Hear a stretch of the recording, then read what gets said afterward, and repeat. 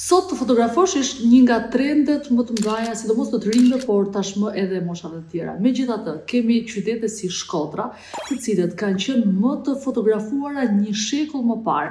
Në 1900 dhe 1920 janë dokumentimet e para të fotografive në këtë qytet. Pikërisht me lidhjen që ka me Pietro Marubi, një italian i cili erdhi në shekullin e 19 dhe hapi studion e parë fotografike në Shkodër, duke dokumentuar momentet më të rëndësishme të këtij qyteti. Megjithatë, edhe pozicioni gjeografik e ka bërë Shkodrën të jetë një nga vendet më të fotografuara në Ballkan, për shkak se aty ishin të mbledhura edhe austriak, italian, gjerman, të cilët vinin për shkak të konsullatës që ndodhin në Shkodër dhe fotografonin dasmat dhe momente të tilla si këto.